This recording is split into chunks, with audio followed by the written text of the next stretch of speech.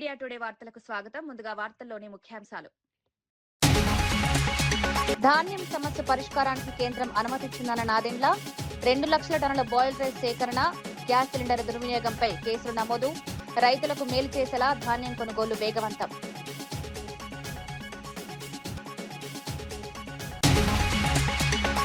కుట్రలు చేసిన వారిని విడిచిపెట్టనన్న బండి సంజయ్, కుటుంబాన్ని టార్గెట్ చేస్తున్నారంటూ ఆవేదన, అవినీతి వ్యవస్థను దగ్ధం చేస్తారన్న బండి, ఎలాంటి కుట్రలకైనా వెనక్కి తగ్గబోమని స్పష్టం.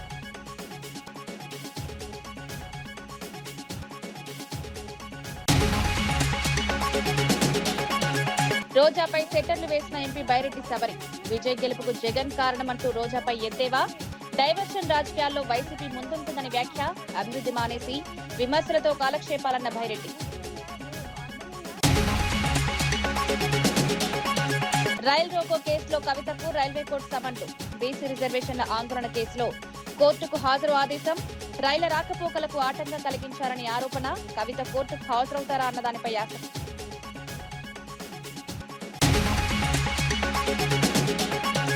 మోదీ పిలుపులపై విపక్షాలు గందరగోళం చేస్తున్నాయన్న భాటియా, కాంగ్రెస్ బంద ప్రమాణాలు పాటిస్తోందన్న గౌరవ్ భాటియా, దేశ ప్రయోజనాలపై ప్రతికూల రాజకీయాలు వద్దని సూచన, వక్రీకరిస్తున్నారంటూ భాటియా విమర్శలు. బండి సంజయ్ కుమారుడు భగీరథ్ పై నమోదైన కేసులో బాధితురాలికి న్యాయం జరగాల్సిందేనని మంత్రి పొన్నం ప్రభాకర్ స్పష్టం చేశారు. మున్నూరు కాపు సంఘాల విమర్శలకు స్పందిస్తూ బాధితురాలు కూడా అదే సామాజిక వర్గానికి చెందిన వ్యక్తి అని పేర్కొన్నారు. అందుకే సమస్యను సామరస్యంగా పరిష్కరించుకోవాలని సూచించారని వివరించారు. ప్రభుత్వం కక్షపూరితంగా వ్యవహరించడం లేదన్నారు. బాధితురాలికి ప్రభుత్వం ఎల్లప్పుడూ అండగా ఉంటుందని హామీ ఇచ్చారు. పోలీసులు నిష్పక్షపాతంగా విచారణ చేస్తున్నారని తెలిపారు. ఈ అంశాన్ని రాజకీయంగా ఉపయోగించుకోవద్దని సూచించారు. కొన్ని మున్నూరు కాపు సంఘాలు కాంగ్రెస్ పార్టీని ఏదో కక్షపూరితంగా చేస్తున్నామని విమర్శించే సందర్భంలో అమ్మాయి కూడా అదే కమ్యూనిటీకి సంబంధించి మీరు ఇష్యూస్ సెటిల్ చేయండి, ఏం చేస్తారో పెళ్ళ ఇట్లా ఆ కంటెంట్ అన్న తప్ప నేను ఎక్కడ కూడా బాధితురాలికి అన్యాయం జరగాలని కానీ బాధితురాలి పట్ల వారికి న్యాయం జరగాలనే అంశం మీద ఎక్కడ కూడా కాంప్రమైజ్ లేదు. బాధితురాలకు కాంగ్రెస్ పార్టీ అండగా ఉంటుంది, బాధితురాలకు పూర్తిగా మద్దతు ఉంటాం. న్యాయం జరగాల్సిందే. ఆ సంఘాలు ఆ న్యాయం జరిగే విధంగా అమ్మాయి పక్షాన్ని నిలిచారని కూడా కోరుతా ఉన్నాం. బండి సంజయ్ బాధితులను బెదిరించలేదని హనుమాన్ గుడిలో తడిపట్టలతో ప్రమాణం చేయాలని బీఆర్ఎస్ రాష్ట్ర ప్రధాన కార్యదర్శి డాక్టర్ ఆర్ఎస్ ప్రవీణ్ కుమార్ సవాల్ విసిరారు. నిజమైన హనుమాన్ భక్తుడివైతే నీ కొడుకును పోలీసులకు అప్పగించాలని డిమాండ్ చేశారు. బండి సాయి భగీరథ్ ఎక్కడ తిరుగుతున్నాడో ప్రజలకు చెప్పాలని నిలదీశారు. బాధితురాలికి న్యాయం జరగాల్సిందేనని పేర్కొన్నారు. కేసులో నిజాలు బయటకు రావాలని కోరారు. రాజకీయ ప్రభావంతో విచారణను మళ్లించే ప్రయత్నాలు చేయొద్దని హెచ్చరించారు.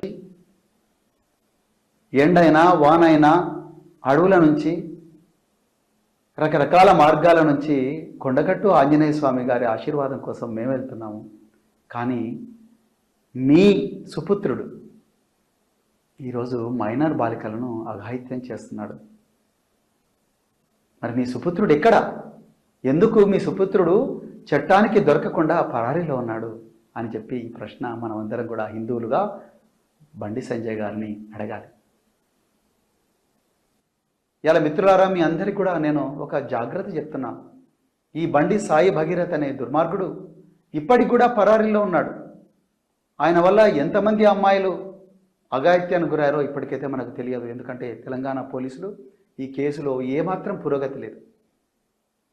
కేంద్ర హోంశాఖ సహాయ మంత్రి యొక్క తనయుడు మైనర్ బాలికల జీవితాలను నాశనం చేసి ఇప్పటికి కూడా చట్టానికి తప్పించుకోకుండా పరారీలో ఉన్నారు. ఆయన వల్ల ఇంకా ఎంతమంది అమ్మాయిలకు ప్రమాదం జరుగుతుందో మనకు తెలియదు. అందుకొరకు జర పైలం మన ఇళ్లలో అమ్మలు అక్కలు అందరూ కూడా జాగ్రత్తగా ఉండాలి.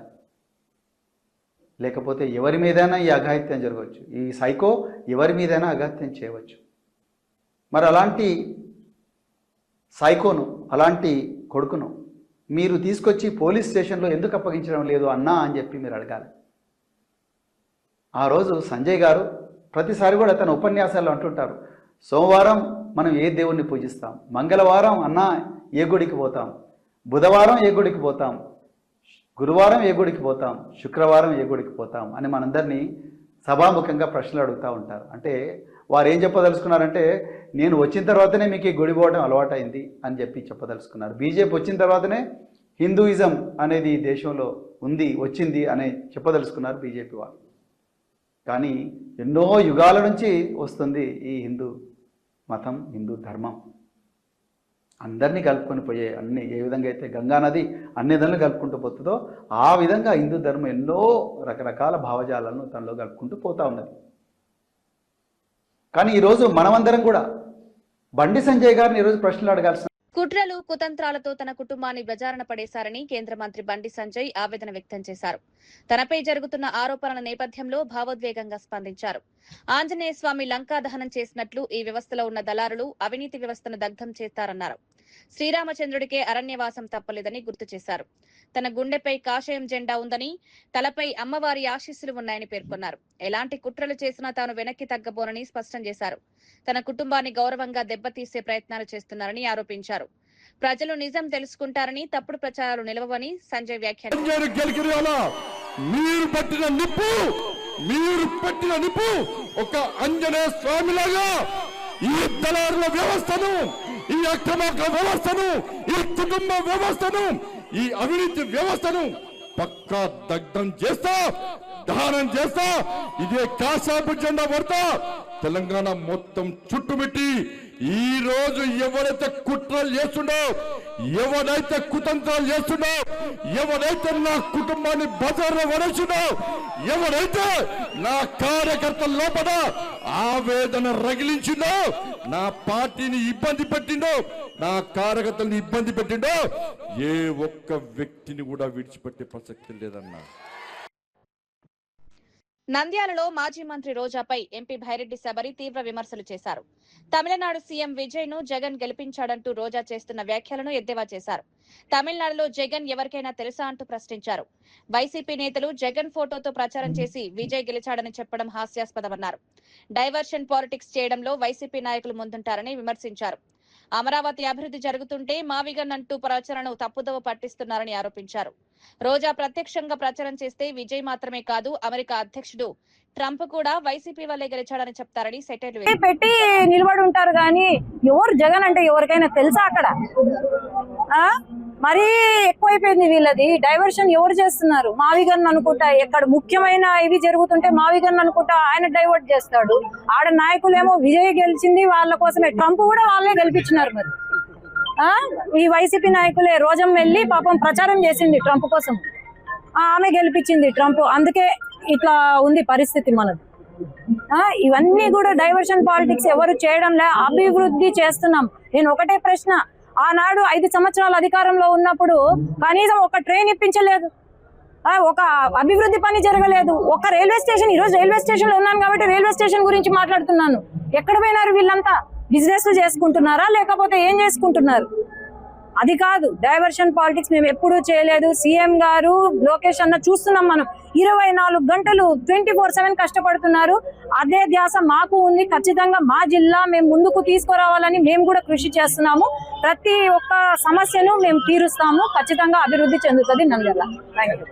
బీఆర్ఎస్ పార్టీ పర్గాలను కేసీఆర్ తిరిగి తన చేతుల్లోకి తీసుకోవాలని ఎంపీ అసదుద్దీన్ ఓవైసీ సూచించారు. పార్టీ బాధ్యతలు అప్పగించాలనుకునే వారికి గతం గుర్తులేదని వ్యాఖ్యానించారు. గత ప్రభుత్వ హయాంలో జూబ్లీహిల్స్ కేసులో బోర్డు చైర్మన్ కుమారుడి ప్రమేయం ఉన్నప్పుడు ఎందుకు చర్యలు తీసుకోలేదని ప్రశ్నించారు. బండి సంజయ్ కుమారుడి వ్యవహారంలో రేవంత్ సర్కార్ చర్యలకు సిద్ధమైందని పేర్కొన్నారు. గతాన్ని మర్చిపోయి తనపై విమర్శలు చేసే ముందు బీఆర్ఎస్ నేతలు ఆత్మవిమర్శ చేసుకోవాలని హితవు పలికారు. రాజకీయ ఆరోపణల కంటే ప్రజా సమస్యలపై దృష్టి పెట్టాలని సూచించారు. తెలంగాణ రాజకీయాల్లో కేసీఆర్ పాత్ర ఇంకా కీలకమని ఓవైసీ వ్యాఖ్యానించారు. मंदिर है, वहां पर एक बच्ची से इस तरह की हरकत हुई थी. कौन था उस वक्त चेयरमैन? एक चेयरमैन था एक बोर्ड का, उसका बेटा का नाम भी आया था. जब बीआरएस पार्टी ने क्या किया था, बीआरएस पार्टी को जो है जरा होमवर्क करना चाहिए. हो क्या रहा है कि जब तक के चंद्रशेखर राव डायरेक्ट कंट्रोल नहीं करेंगे और ये ऐसे लोगों के हाथ में अगर छोड़ देंगे तो पहले ही परेशान है. दूसरी बात यह है कि पॉस्को एक्ट बुक हुआ है. कल मीडिया ने, आज मीडिया रिपोर्ट किया कि रेवंत रेड्डी ने एज ए मुख्यमंत्री ये ऐलान किया है कि एक्शन लो. मगर इन लोगों को बड़ी मोहब्बत है मुझसे. अरे तुम कभी झांक के तो देखो तो वो मंदिर के पास जो वाकया हुआ था, आपने क्या किया था? जब सवाल ये है कि हमारी बेटियों को प्रोटेक्शन मिलना चाहिए, सरकार किसी की हो, और उम्मीद करते हैं कि ऐसे मौके पे कांग्रेस की सरकार उस पीड़ित परिवार के साथ खड़ी होगी जो चीफ मिनिस्टर ने कह दिया है। अब इंक्वायरी होगी, law will take its own course. Cinema పంపిణీ థియేటర్ల ఆదాయం పంపకాలపై నిర్మాత శిరీష్ రెడ్డి సంచలన వ్యాఖ్యలు చేశారు. తమిళనాడు, కర్ణాటక, ఉత్తరాది రాష్ట్రాల్లో పంపిణీదారులకు నిర్ణీత శాతం ప్రాతిపదికన ఆదాయం ఇస్తున్నారని పేర్కొన్నారు. కానీ తెలుగు రాష్ట్రాల్లో మాత్రం అలాంటి విధానం ఎందుకు లేదని ప్రశ్నించారు. అన్ని చోట్ల పర్సెంటేజీలు ఇస్తున్నప్పుడు తెలుగు రాష్ట్రాలు ఏం పాపం చేశాయని ఆవేదన వ్యక్తం చేశారు. తెలుగు సినిమా పరిశ్రమలో పంపిణీదారులు, థియేటర్ యజమానులు అనేక ఇబ్బందులు ఎదుర్కొన్నారని తెలిపారు. సమాన న్యాయం జరిగేలా ప్రభుత్వం, పరిశ్రమ పెద్దలు ముందుకు రావాలని మేము కాదు మాట్లాడాల్సింది. మేము మాట్లాడితే శిరీష్ రెడ్డి బ్యాడ్, శిరీష్ రెడ్డి ఇలా మాట్లాడతాడు. ఇది కాదు, వ్యవస్థని మొత్తం టోటల్ ఇండియాలో అన్ని స్టేట్లు తిరిగి ఎక్కడ ఏ వ్యవస్థ ఎలా నడుస్తుంది. మనం ఒక్కొల్లం కాదు కదా. పాన్ ఇండియా సినిమాలు చేసి ఒక పుష్ప లాంటి సినిమా ఇలా ఎంతమంది ఎంజాయ్ చేశారండి వరల్డ్లో, ఇండియాలో. మనం ఎక్కడ ఎంజాయ్ చేశాం? మనకేంటి చెప్పండి? వాళ్ళు ఎంజాయ్ చేస్తున్నారు. ఇప్పుడు అక్కడ పోయి అందరికి పర్సెంటేజ్ ఇచ్చి వస్తున్నాం కదా. మేము గేమ్ చేంజర్ చేసాం, మేము పాన్ ఇండియా సినిమాలు చేస్తున్నాం, మేము ఇప్పుడు హిందీలో సల్మాన్ ఖాన్తో సినిమా చేస్తున్నాం. అంటే ఎంత పాన్ ఇండియా సినిమా అయినా తెలుగు స్టేట్స్లో వచ్చే డబ్బు వేరు, మిగతా దాంట్లో ఇప్పుడు మీరు అన్నట్టు బెంగళూరులో ఇస్తున్నారు, లేకపోతే తమిళనాడులో ఇస్తున్నారు అంటే నెంబర్ ఆఫ్ థియేటర్స్ తక్కువ అయి ఉండొచ్చు. ఇంకా అక్కడ దేర్ ఈస్ నో ఆల్టర్నేట్ అయి ఉండొచ్చు. కానీ రావాల్సిన డబ్బే ఇక్కడ. ఒక నిమిషం, నేను ఆన్సర్. ఆల్టర్నేట్ ఎందుకయింది? మూతపడ్డాయి. బాంబేలో ఎన్ని సింగిల్ థియేటర్లు చెప్పండి? బాంబేలో ఎన్ని సింగిల్ థియేటర్లు? బాంబేలో సంవత్సరాలు అయిన సినిమాల రోజులున్నాయి కదా. ఇక్కడ పోయినా ఆ థియేటర్లు లేవు కదా. ఇప్పుడు రేపు అదే హైదరాబాద్ అలే ఆగుద్ది. ఇంకొక 1 year తర్వాత మొత్తం ఏ థియేటర్ కనపడుతుంది? RRR రిలీజ్ చేశాను నైజాంలో. RRR సినిమాకి ఇప్పటికీ సినిమాకి 100 థియేటర్లు పోయినాయి తెలుసా మీకు? ఎన్ని రోజులైంది RRR వచ్చి? అంతరించిపోతుంది. ఇవన్నీ తెలిసిన వ్యక్తిగా నేను మాట్లాడుతున్నా. తెలియని వాళ్ళు చాలా మాట్లాడుతున్నారు. ఇండస్ట్రీలో ఏ ప్రొడ్యూసర్ తెలియదు, ఏ థియేటర్ బంద్ అయింది తెలియదు, ఏ థియేటర్ ఉన్నదో తెలియదు. మేము మాట్లాడుతున్నాం, పోతుంది. ఎందుకంటే డిస్ట్రిబ్యూషన్లో ఉన్నాం మేము. ఇంక ఉండాల వ్యవస్థలో. ఇక్కడ డిస్ట్రిబ్యూషన్ అయితే మూసుకోలేం కదా. సో అంటే బీయింగ్ ఏ ప్రొడ్యూసర్, రాష్ట్రంలో నిల్వ ఉన్న ధాన్యం సమస్యను పరిష్కరించేందుకు కేంద్ర ప్రభుత్వం సుమారు 2 లక్షల టన్నుల బాయిల్డ్ రైస్ సేకరణకు అనుమతినిచ్చిందని మంత్రి నాదెండ్ల మనోహర్ తెలిపారు. రైతులకు ఉపశమనం కలిగించే నిర్ణయం ఇదని పేర్కొన్నారు. గ్యాస్ సిలిండర్ల దుర్వినియోగాన్ని అరికట్టేందుకు ఇప్పటికే కేసులు నమోదు చేసినట్లు వెల్లడించారు. భవిష్యత్తులో పైపుల ద్వారా గ్యాస్ సరఫరాను మరింత విస్తరించనున్నామని చెప్పారు. రాష్ట్రంలో పెట్రోల్, డీజిల్ నిల్వలు పుష్కలంగా ఉన్నాయని, ప్రజలకు అవసరమైన వస్తువుల సరఫరాలో ఎలాంటి అంతరాయం ఉండదన్నారు. ఒక 50% బెటర్గా ఉంది. మేము సోమవారం ఢిల్లీ వెళ్తున్నాం. ఢిల్లీలో కూడా మేము అక్కడ ఉన్న అధికారులతోటి సమీక్షా సమావేశం ఏర్పాటు చేసుకుని దీనికి ఒక సొల్యూషన్ అనేది తీసుకురావాలని మేము ప్రయత్నం చేస్తున్నాం. తప్పకుండా ఆల్టర్నేటివ్, ఈ గనీ బ్యాగ్స్ బదులు ఆల్టర్నేటివ్ ఏం చేయగలుగుతాం మనం ప్యాడీ ప్రొక్యూర్మెంట్లో అనే దానిపైన మేము అధ్యయనం చేశాం ఆల్రెడీ. కానీ ఒకసారి వాళ్ళ పర్మిషన్ కూడా తీసుకోవాలి కాబట్టి కేంద్ర ప్రభుత్వంతో మేము చర్చించిన తర్వాత ఈ సమస్య రాకుండా చూస్తాం. ఇదివరకు ఉన్నంత డిమాండ్ లేదు ఈ రోజున. ఇప్పుడు గతంలో కేరళ రాష్ట్రానికి ఎక్కువగా వెళ్లేది, ఇప్పుడు కేరళ రాష్ట్రంలో కూడా ఆ వెరైటీ ఎక్కువ వాడడం లేదు. సో అందుకనే మనకు వచ్చిన కేంద్ర ప్రభుత్వం నుంచి వచ్చిన వెసులుబాటు, ఈ 2 లక్షల మెట్రిక్ టన్నుల బాయిల్డ్ రైస్ తీసుకోమని మన వెసులుబాటు ఏదైతే ఇచ్చారో అది ఖచ్చితంగా బొండాల కోసం వాడతాం. వారం రోజుల లోపే ఈ గ్యాప్ ఏదైతే ఉందో డెలివరీ గ్యాప్, దాన్ని 4 రోజులకి తగ్గించాలని ఎల్పీజీ గ్యాస్ విషయంలో వాళ్ళతో స్పష్టమైన కమిట్మెంట్ తీసుకున్నాం. అదేవిధంగా డీజిల్ విషయంలో కానివ్వండి, పెట్రోల్ విషయంలో కానివ్వండి సుమారు 21 రోజుల స్టాక్ నిల్వలు ఉన్నాయనే విషయం వాళ్ళు ప్రస్తావించారు. కాబట్టి ఎక్కడ కూడా కొరత ఉండదనే విషయం మీ ద్వారా రాష్ట్ర ప్రజలందరూ కూడా సమాచారం అందిస్తున్నాం. ప్రధాని మోదీ చేస్తున్న పిలుపులపై విపక్షాలు అనవసర గందరగోళం సృష్టిస్తున్నాయని బీజేపీ ప్రతినిధి గౌరవ్ భాటియా మండిపడ్డారు. గతంలో నెహ్రూ, ఇందిరాగాంధీ ఇలాంటి పిలుపునిచ్చినప్పుడు కాంగ్రెస్ స్వాగతించిందని గుర్తు చేశారు. ఇప్పుడు మోదీ విషయంలో మాత్రం ద్వంద్వ ప్రమాణాలు పాటిస్తోందని విమర్శించారు. దేశ ప్రయోజనాల కోసం అందరూ కలిసి పనిచేయాల్సిన సమయంలో ప్రతిపక్షాలు ప్రతికూల రాజకీయాలు చేస్తున్నాయన్నారు. ప్రజలు ఈ రాజకీయాలను గమనిస్తున్నారని పేర్కొన్నారు. ప్రధాని సూచనలను వక్రీకరించి ప్రజల్లో అపోహలు సృష్టించే ప్రయత్నం జరుగుతోందన్నారు. దేశ ఆర్థిక స్థిరత్వం కోసం మోదీ ప్రజలకు సూచనలు చేస్తున్నారని వివరించారు. और मुझे याद आता है कि उस वक्त कांग्रेस पार्टी बीन बजाती हुई कह रही थी कि जिम्मेदार नेतृत्व है, एहतियातन ऐसी अपील कर रहा है. लेकिन आज जब आदरणीय प्रधानमंत्री श्री नरेंद्र मोदी जी अपील करते हैं तो विपक्षी पार्टियों को चाहिए कि वो भी कंधे से कंधा मिला के देश के साथ खड़े रहें, लेकिन वो कहते हैं ये भारत की विफलता दर्शाता है। ये कैसे दोहरे मापदंड हैं, ये जनता आज पूछ रही है। और इसी के साथ ये जो भ्रम फैलाने का प्रयास कांग्रेस पार्टी, आम आदमी पार्टी, समाजवादी पार्टी के अखिलेश यादव कर रहे हैं,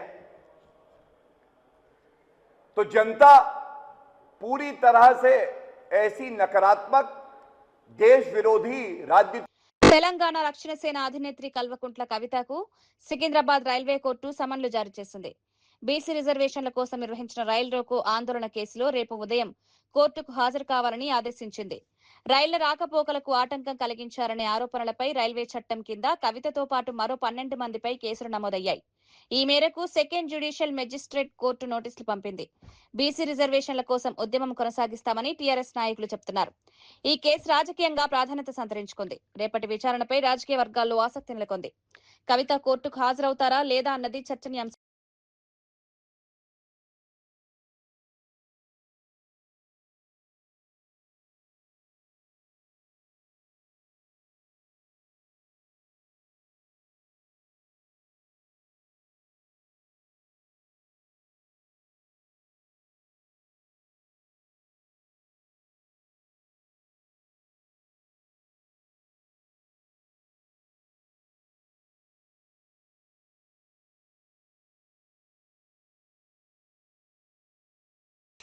హైదరాబాద్ అమీర్పేట్ మైత్రివనం చౌరస్తాలో మాజీ ముఖ్యమంత్రి నందమూరి తారక రామారావు విగ్రహ ప్రతిష్టాపన పనులు తుది దశకు చేరుకున్నాయి. ఈ పనులను మంత్రి తుమ్మల నాగేశ్వరరావు, స్థానిక ఎమ్మెల్యే నవీన్ యాదవ్ పరిశీలించారు.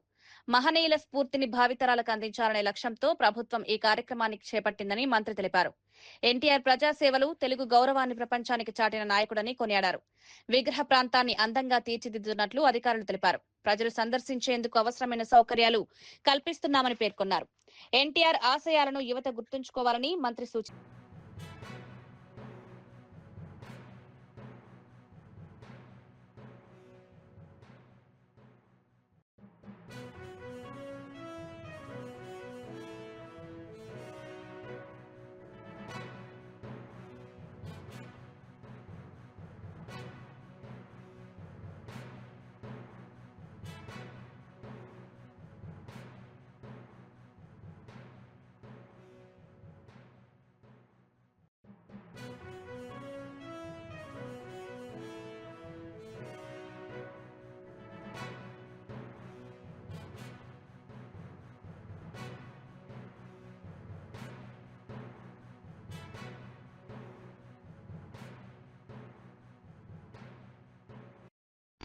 బండి సంజయ్ కుమారుడిపై వస్తున్న ఆరోపణల వ్యవహారంలో బీజేపీ ఎమ్మెల్యే పాయల్ శంకర్ స్పందించారు. రాజకీయంగా ఎదుర్కోలేక కొందరు పార్టీలు బండి సంజయ్ ప్రతిష్టను దెబ్బతీయడానికి తప్పుడు ప్రచారం చేస్తున్నాయని ఆరోపించారు. నిజాలు బయటకు రావాలని, సిట్ విచారణ జరపాలని డిమాండ్ చేశారు. విచారణ పూర్తి కాకముందే బీజేపీపై బురద జల్లే ప్రయత్నాలు జరుగుతున్నాయని మండిపడ్డారు. ఆధారాలు లేకుండా ఆరోపణలు చేయడం సరికాదన్నారు. పోలీసులు వేగంగా విచారణ పూర్తి చేయాలని కోరారు. రాజకీయ ప్రయోజనాల కోసం కుటుంబాలను టార్గెట్ చేయడం ప్రజాస్వామ్యానికి మంచిది కాని వ్యాఖ్యానించారు. జనతా పార్టీని ఈ విషయంలో ఏదైనా ఇబ్బంది పెట్టాలని కొంతమంది ప్రయత్నం చేస్తా ఉన్నారు. విచారణ పూర్తి కాకముందే, వాస్తవాలు బయటకు రాకముందే ఒక కుటుంబం మీద, ఈ రాష్ట్రంలో ఎదిగినటువంటి ఒక బీసీ నాయకుని మీద కక్షగట్టి కొందరు మాట్లాడుతున్నటువంటి తీరు, కొందరు సోషల్ మీడియాలని ఉపయోగిస్తున్నటువంటి తీరు కొంత బాధగా అనిపిస్తా ఉన్నది. అంటే ఉద్దేశపూర్వకంగా ఒక పక్క సిట్ వేసింది ప్రభుత్వం, ఈ ప్రభుత్వం సిట్ వేసిన తర్వాత వాస్తవాలు బయటకు రావాలా, కానీ వాస్తవాలు బయటకు రాకముందే రకరకాలుగా ఊహాగానాల చర్చలు పెట్టి ఆ రకంగా ఇబ్బంది పెట్టే ప్రయత్నం చేస్తా ఉన్నారు. మొక్కజొన్న రైతులపై దాడులు, అక్రమ కేసులపై వైసీపీ తీవ్రంగా స్పందించింది. రైతులకు మద్దతుగా రేపు ఛలో మామిళ్లపల్లి కార్యక్రమానికి పిలుపునిచ్చింది. మొక్కజొన్న రైతులను ప్రభుత్వం పూర్తిగా మోసం చేస్తోందని వైసీపీ నేత అంబటి మురళి ఆరోపించారు. రైతుల సమస్యలను పరిష్కరించకుండా వారిపై కేసులు పెట్టడం దారుణమన్నారు. రైతుల పక్షాన నిలబడేందుకే ఈ కార్యక్రమం నిర్వహిస్తున్నామని తెలిపారు. వ్యవసాయ రంగాన్ని కాపాడాల్సిన ప్రభుత్వం రైతులను ఇబ్బందులకు గురిచేస్తోందని మండిపడ్డారు. రైతులకు న్యాయం జరిగే వరకు పోరాటం కొనసాగిస్తామని హెచ్చరించారు. ధూళిపాళ నరేంద్ర ఏమో 2100 కొన్నానన్నాడు, 1650 కొన్నాడు. Is nothing but A broker. ఇతను దళారీ మాఫియాలకు గ్యాంగ్ లీడర్ అన్నాను, అది వాస్తవం అని నిరూపణ జరిగింది. ఇది ఇలా జరిగితే దానికి తీవ్రమైనటువంటి ప్రతిస్పందన వచ్చింది. రాష్ట్ర వ్యాపితంగా ఈ విషయం వెళ్ళడం, ముఖ్యమంత్రి గారు కూడా ప్రతిస్పందించి కేంద్ర ప్రభుత్వానికి వెంటనే మొక్కజొన్న కొనుగోలు కేంద్రాలు తెరవాలని ఉత్తరం రాయడం జరిగింది. అప్పటి నుంచి ఈ ధూళిపాల నరేంద్ర నేను ఏదైతే మొక్కజొన్నల కోసం రైతు పక్షాన గొంతెత్తి చాటానో నన్ను సాధించాలని గత నెల 4వ తారీఖున ఒక పెద్ద ప్రణాళిక రచించారు. శ్రీవాణి నిధులన్నీ నారా లోకేష్ పాలవుతున్నాయని టీటీడీ మాజీ చైర్మన్ భువన కరుణాకర్ రెడ్డి ఆరోపించారు. రోజుకు 800 శ్రీవాణి టికెట్లు మాత్రమే ఆన్లైన్లో అమ్ముతున్నారని, అవి 1 నిమిషంలోనే అయిపోతున్నాయని తెలిపారు. చెన్నైకి చెందిన పద్మావతి ట్రావెల్ ఏజెన్సీ శ్రీవాణి టికెట్లను బ్లాక్ లో అమ్ముతోందని విజిలెన్స్ నివేదిక బయటపెట్టిందన్నారు. టీటీడీ చైర్మన్ బీఆర్ నాయుడుకు చెందిన ట్రావెల్ ఏజెన్సీకి పద్మావతి ఏజెన్సీకి ఉన్న సంబంధాలపై విచారణ జరపాలని డిమాండ్ చేశారు. భక్తుల విశ్వాసాన్ని దెబ్బతీసే విధంగా వ్యవహరిస్తున్నారని మండిపడ్డారు. హస్తం ఉన్నదనని కోడై కూస్తున్నది ట్రావెల్ క్లబ్ ఫోరెక్స్. ఈయన దాదాపు ఈ 30 సంవత్సరాలుగా ఈ ట్రావెల్ క్లబ్ ఫోరెక్స్ అన్నదాన్ని నడుపుతున్నాడు. ఈ ట్రావెల్ క్లబ్ ఫోరెక్స్ కి చెన్నైలో ఈ రోజు పట్టుబడ్డటువంటి పద్మావతి ట్రావెల్ ఏజెన్సీకి, అలాగే ఇక్కడ బ్రోకర్లుగా ఉండి టికెట్లు అమ్ముతున్నటువంటి ట్రావెల్ ఏజెంట్లకి ఉన్నటువంటి సంబంధం మీద విజిలెన్స్ విచారణ జరపాల్సినటువంటి అవసరం ఉన్నది. వెంకటేశ్వరుని నిధులన్నీ కూడా లోకేష్ పాలవుతున్నాయి. రెడ్ బుక్ రాజ్యాంగం అన్న పేరుతో లోకేష్ ఏ రకంగా అయితే వైఎస్ఆర్ కాంగ్రెస్ పార్టీ నాయకుల మీద కఠినమైనటువంటి నిర్ణయాలు తీసుకుంటానని చెప్పి అరాచక కార్యక్రమాలకు శ్రీకారం చుట్టడం జరిగిందో, అదే రీతిలో దానికి సహకరించేటువంటి తెలుగుదేశం పార్టీ ఆకు రౌడీలకు, ప్రతినిధులకు అందరికీ కూడా శ్రీవాణి నిధుల ద్వారా కట్టేటువంటి గుడుల నిధులన్నీ కూడా వాళ్లే పర్యవేక్షణలో జరగాలన్నదే ఈ రోజు వాళ్ళు గవర్నమెంట్ తీసుకున్నటువంటి నిర్ణయం. దేవుని రూకలన్నీ తెలుగుదేశం పార్టీ వాళ్లకు నూకలుగా మారుతున్నాయి. టెండర్లు లేకుండా పనులు అంటే వెండర్లు లేకుండా అమ్మించినట్లే. నిధులు నేరుగా ప్రజాప్రతినిధుల జోబుల్లోకి మారటానికే ఈ కుట్ర. ఆ నిధులతో కట్టాల్సినటువంటి గుడులన్నింటినీ కూడా అత్యంత పారదర్శకంగా వాటిల్ని టెండర్లకు పిలవటమే కాకుండా అనేక దేవాలయాలు, దాదాపు 70% పైగా దేవాలయాలు ఆర్ఎస్ఎస్ వాళ్ళ, ఎవరైతే దేవుడి విషయంలో అత్యంత ప్రతిష్టాత్మకంగా, నిర్మాణాత్మకంగా, అవినీతి రహితంగా ఉండేటువంటి ఆర్ఎస్ఎస్ సంస్థకు అనుబంధమైనటువంటి సమరతా సంస్థ ద్వారా మొత్తం ఉళ్ళ నిర్మాణాన్ని మేము టెండర్ల ద్వారా నిర్వహిస్తే దాన్ని పూర్తిగా రద్దు చేసి 6 నెలలకే చంద్రబాబు నాయుడు అధికారంలోకి వచ్చిన తరువాత ఆ గుళ్ళ మొత్తం ప్రక్రియనంతా కూడా రద్దు చేయటం జరిగింది. ఈ రోజున తెలుగుదేశం పార్టీ కార్యకర్తల పర్యవేక్షణ మీద జరగాలని టెండర్లే లేకుండా అప్పనంగా వాళ్లకు అందించటము జరుగుతున్నది. ముఖ్యమంత్రి స్థానంలో ఈనాటి వార్తా విశేషాలు మరో బులెటిన్ లో మళ్ళీ కలుద్దాం. నమస్కారం.